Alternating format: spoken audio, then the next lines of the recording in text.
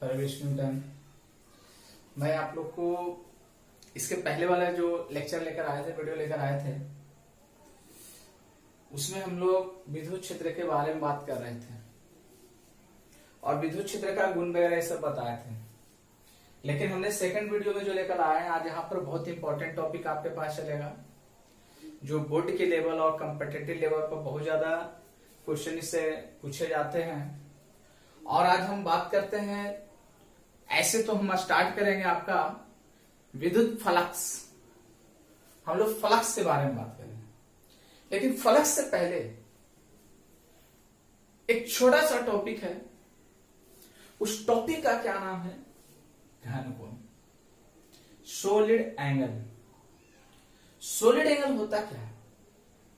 एक पॉइंट, और हम लोग सिर्फ एक चीज के लिए पढ़ रहे हैं सॉलिड एंगल में, और ये गॉस प्रमेय का जितने भी एप्लीकेशन उसका आएगा उसमें मैक्सिमम जगह पर हम लोग सॉलिड एंगल की बात करते आते हैं, उसमें इसका उपयोग भी करते हैं। तो हम आपको बताते हैं सबसे फर्स्ट में कि सॉलिड एंगल होता क्या है। किसको हम लोग बोलेंगे सॉलिड एंगल? जैसे हम लोग एंगल की अगर बात करें तो वहां पर दो टाइप से हम लोग पढ़ते थे कि सर एक सॉलिड एंगल होता है, एक प्लेन एंगल होता है।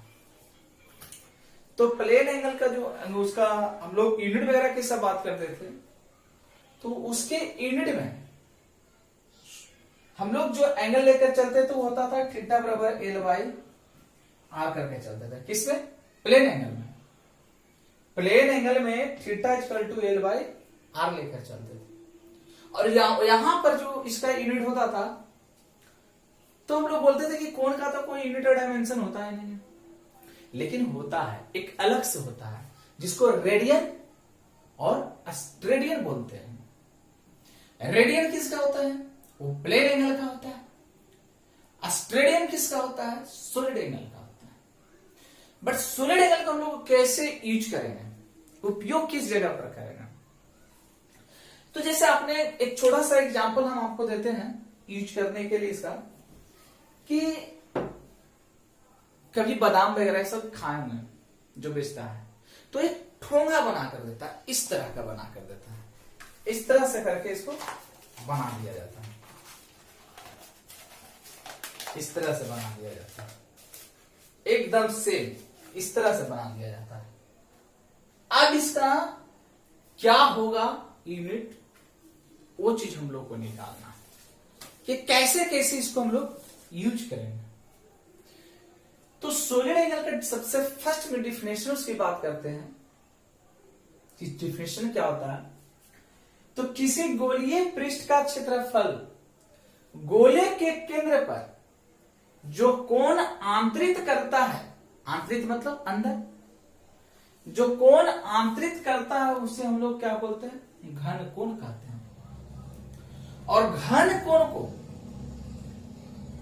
कोण को ओमेगा से प्रदर्शित करते हैं, और इसका मात्रक क्या होता है? स्ट्रेडियन होता है, जिसको ऐसा से सूचित करते हैं।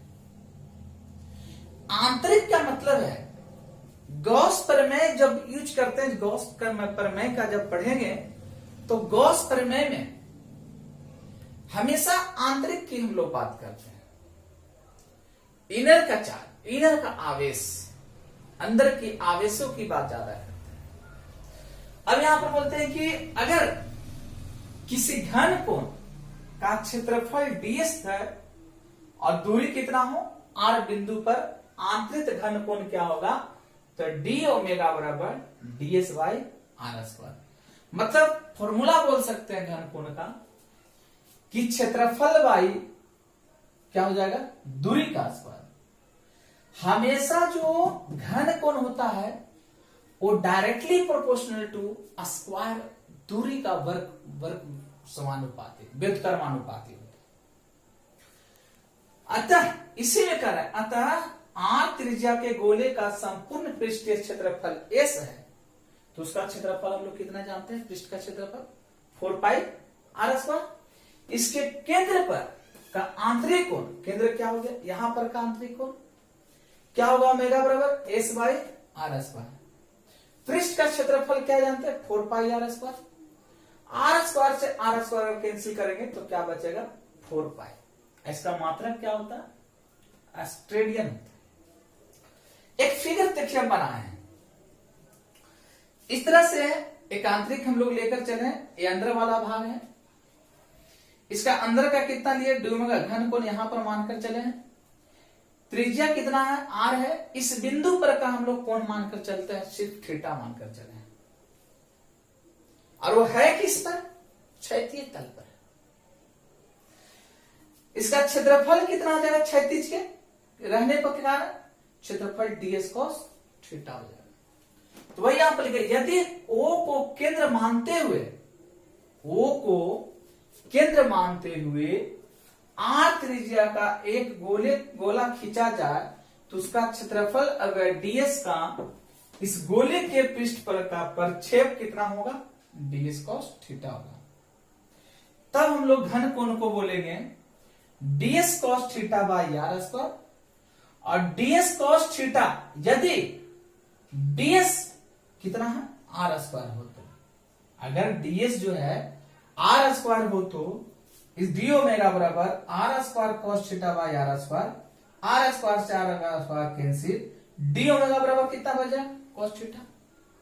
अब हम लोग एंगल का बात करते हैं कि अब बात आता है कि 0 डिग्री 90 डिग्री कितना डिग्री पर रखा हुआ, तो हम लोग कह सकते हैं अगर 0 डिग्री क्या तो cos 0, डी ओमेगा बराबर कितना आ जाएगा, डायरेक्ट 1 आ जाएगा। तो इस पॉइंट को से ज्यादा हम लोग का जो यूज होगा वो देखिए इसको ज्यादा उपयोग करेंगे, 4 पाई का। यहां पर एक और छोटा सा पॉइंट हम आपको बोलते हैं कि यदि एक ऑस्ट्रेलियन वह घन कोण है जो किसी गोले के पृष्ठ के किसी भाग द्वारा जिसका क्षेत्रफल गोले के त्रिज्या के वर्ग के बराबर होता है, गोले के त्रिज्या के वर्ग के बराबर होता है। और जब गोले के त्रिज्या के वर्ग के बराबर होगा तो गोले के केंद्र पर क्या किया जाता है, आंतरिक कोण किया जाता है। तब हम लोग कितना लेकर चलते हैं, डी बराबर 1 लेकर चलते हैं।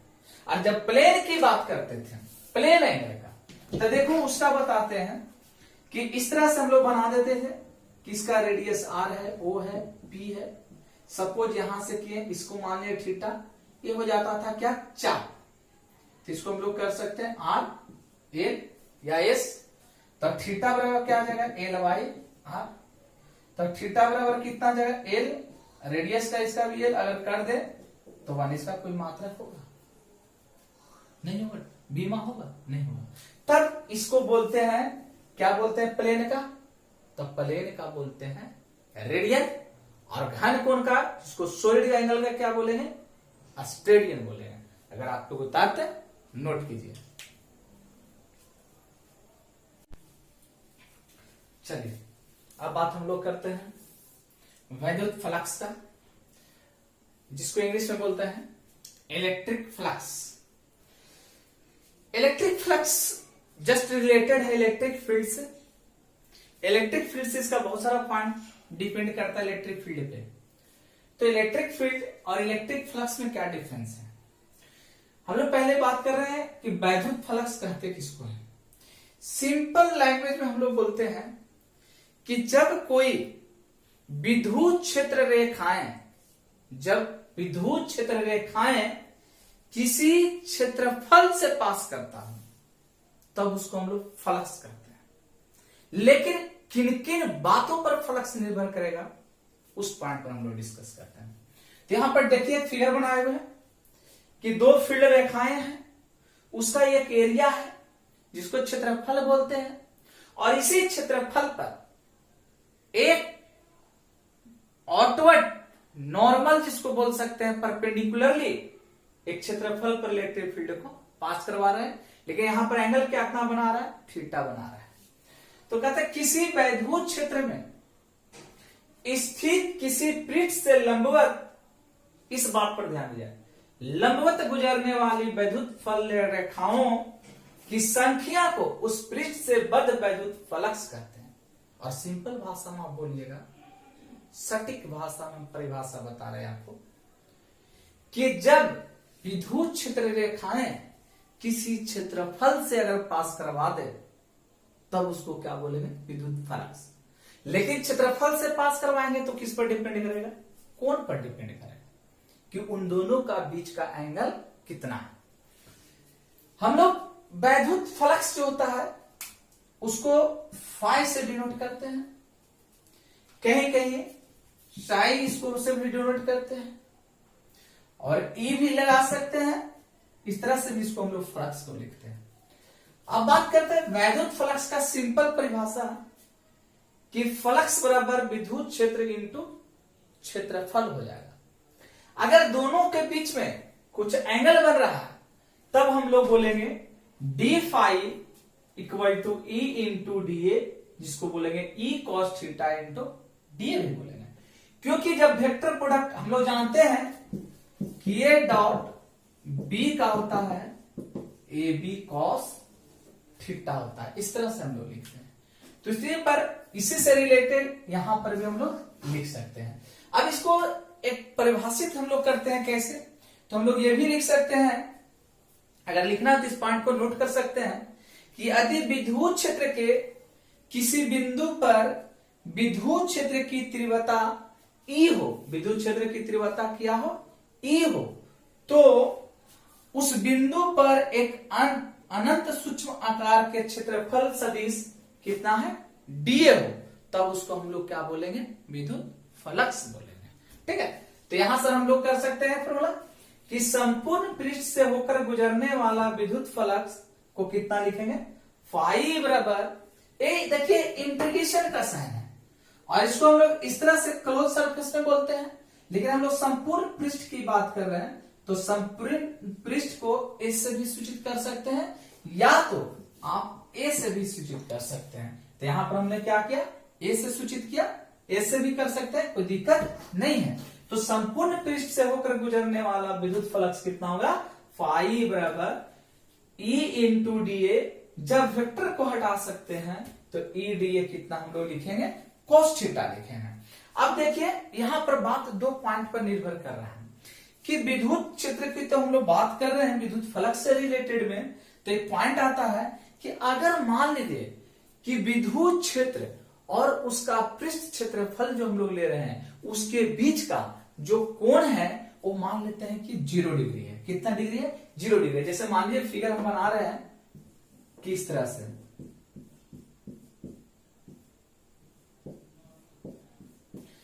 तो इसके बीच का एंगल कितना बना रहे हैं, थीटा बराबर 0 डिग्री। जब विद्युत क्षेत्र के क्षेत्रफल के पृष्ठ का तल के विद्युत क्षेत्र के लंबवत हो और थीटा बराबर कितना डिग्री बना दे, 0 degree.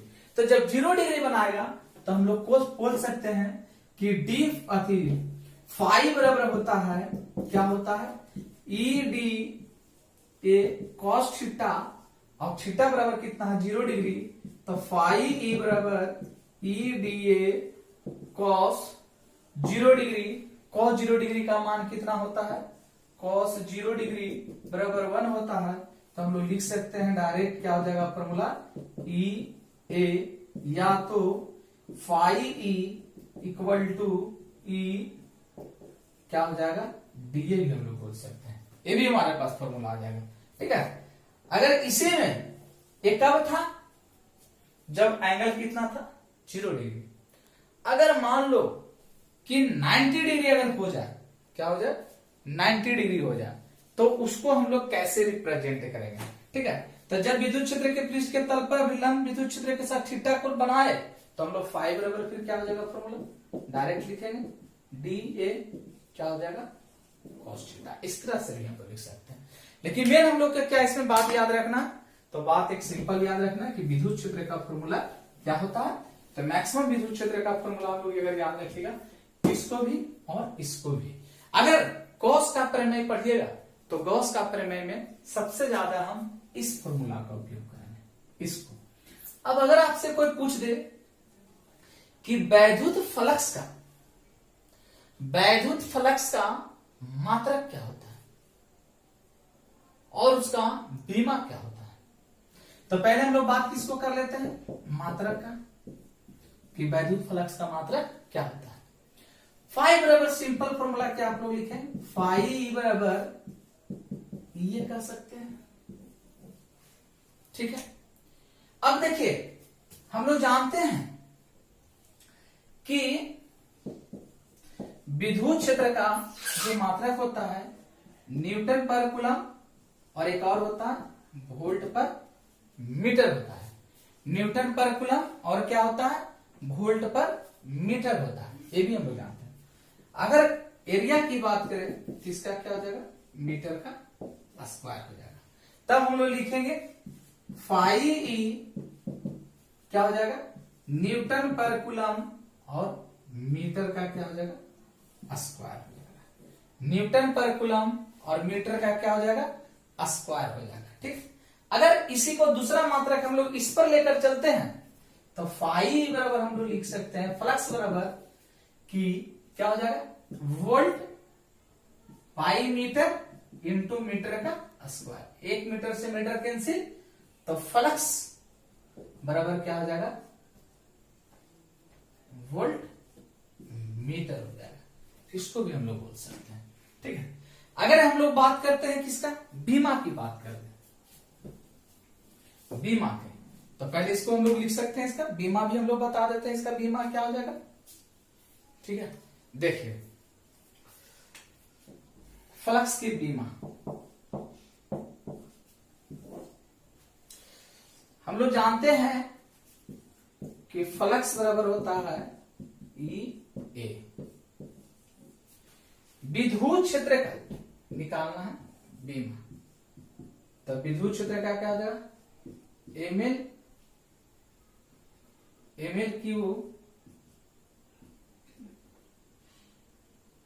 L square T minus 3 A minus 1। Area का क्या हो जाएगा एरिया क्या हो जाएगा एल का स्क्वायर। देखिए वाला पॉइंट कैसे निकालते हैं, थोड़ा सा डिस्कस कर देते हैं। हम लोग जानते हैं कि विद्युत क्षेत्र बराबर होता है बल बटे आवेश, तो इसका हो जाएगा M L square T minus 2। आवेश का कितना हो जाएगा 80। अगर इसको ऊपर ले चल जाएंगे तो हो जाएगा M L square T minus 3 A minus 1। देखिए यहां पर लिखे हुए, ठीक है ना, आई का स्क्वायर। तो हम लोग विद्युत फ्लक्स क्या हो जाएगा ई का क्या हो जाएगा M L square T minus 3 A minus 1 into L का स्क्वायर। तो जाएगा एम एल पर power 4 T minus 3 A minus 1 हो जाएगा। ये हो जाएगा इसका बीमा। आप लोग नोट कर सकते हैं विद्युत फ्लक्स के बीमा का। ठीक है, नोट कीजिए।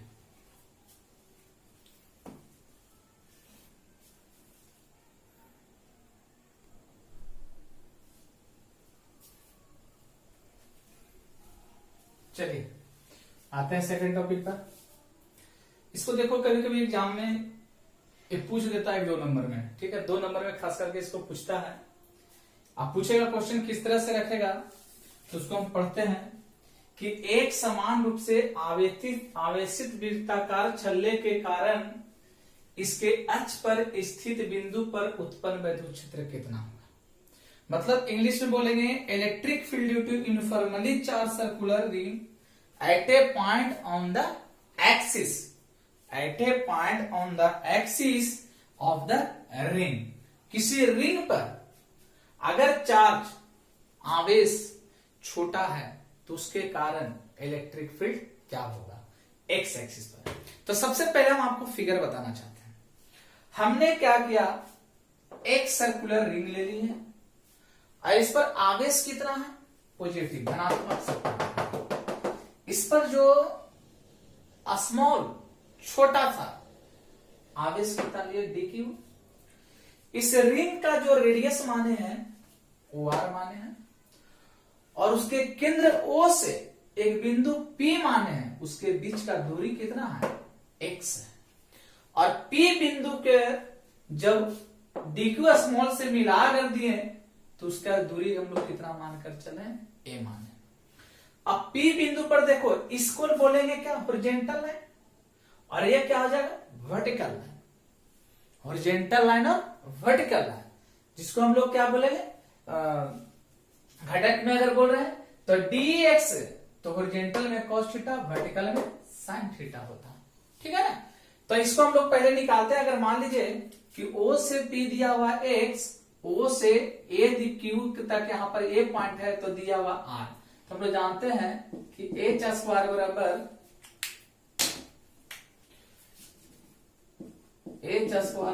p स्क्वायर प्लस कितना था b स्क्वायर, पाइथागोरस थ्योरम से। तो इसके हिसाब से हो जाएगा h बराबर कितना, a का स्क्वायर बराबर r square plus x square, इसीलिए a बराबर under root r square plus x square, इसको हम लोग मानकर चल रहे हैं, ठीक है। अब देखिए यहाँ पर सपोज हम मान लेते हैं, माना कि अब AB के माध्यम उस बिंदु पर P पर A है, तो इसका देखो हम लोग पहले से विद्युत क्षेत्र कितना जानते हैं, एक बिंदु पर का विद्युत क्षेत्र हम लोग जानते थे E बराबर Q बटे 4πε0 r स्क्वायर। स्मॉल के लिए निकालना चाहते हैं विद्युत क्षेत्र, जब तो स्मॉल चार्ज के लिए लेकर चल रहे हैं तो स्मॉल ले रहे हैं तो टोटल स्मॉल, तो विद्युत क्षेत्र स्मॉल, आवेश स्मॉल, 4πε0 r की जगह कितना हो जाएगा a स्क्वायर, a स्क्वायर की जगह कितना है पोटेंशियल निकाल प्रमेय से under root r square plus x square. तो d बराबर क्या आ जाएगा dq बाई 4πε0 under root r square plus x square का होल स्क्वायर। dq बराबर कितना जाएगा 4πε0 r square plus x square, क्योंकि यह स्क्वायर है रूट कैंसिल हो जाएगा दोनों। इक्वेशन नंबर फर्स्ट माने, समीकरण नंबर फर्स्ट। हम लोग किस पर निकालना चाह रहे हैं, P बिंदु पर का निकालना चाह रहे हैं। P पर का D छल्ले की अक्ष के अनुदिश घटक कितना होता है D, इसलिए dx बराबर हॉरिजॉन्टल लाइन पर d बराबर d cos theta, cos theta वहां दिया है लेकिन cos थीटा बराबर क्या होता है b बाई h। बेस कितना दिया हुआ, बेस दिया हुआ x और h कितना दिया हुआ, तो under root r square plus x square दिया हुआ है, दोनों वैल्यू रख दिए। cos थीटा की जगह d इंटू cos थीटा की जगह क्या हो जाएगा x y under root r square plus x square, समीकरण नंबर फर्स्ट। समीकरण फर्स्ट का मान और सेकंड दोनों का मान अगर हम लोग इस पर रख रहे हैं, तो फर्स्ट का मान अगर हम लोग सेकंड में रख देते हैं तो देखो d बराबर डी क्यू बाई 4πε0, फर्स्ट का मान यहां होगा r square plus x square, cos theta का मान x y under root r square plus x square. Multiply कीजिए, इस पर पावर कितना है 1, रूट हटाएंगे पावर कितना हो जाएगा हाफ, 1 हो गया, रूट हटाएंगे पावर हाफ। मल्टीपल में क्या होता है एडिशन, d बराबर d q x 4πε0 r square plus x square का पावर 3/2, e बराबर क्या हो जाएगा x y 4πε0 r square plus x square 3/2। Integration किसको करना है, स्मॉल चार्ज को इंटीग्रेट करना। अगर देखो dx का भी इंटीग्रेशन करते हैं तो x आता है, अगर d का भी इंटीग्रेशन करेंगे तो क्या हो जाएगा e आ जाएगा। तो e बराबर x y 4πε0 r square plus x square का पावर 3/2, कहां से कहां 0 से लेकर q तक dq का इंटीग्रेशन क्या हो जाएगा q, 0 से लेकर q तक, q के जगह पर एक बार q की जगह पर एक बार 0 रखेंगे। जब मल्टीप्लाई करेंगे तो q मल्टीप्लाई होगा, 0 से मल्टीप्लाई होगा पावर 0, तो e बराबर क्या बच जाएगा qx into 4πε0 r square plus x square का पावर 3/2। ए आपका इंपॉर्टेंट है, ए मेन आपका। तो इस तरह से इस पॉइंट पर न्यूमेरिकल मैक्सिमम पूछते हैं और कभी कभी थ्योरी वाला वैल्यू भी एक नंबर और दो नंबर में दे देते हैं। तो चलिए इसको उतारिए, आगे चलते हैं।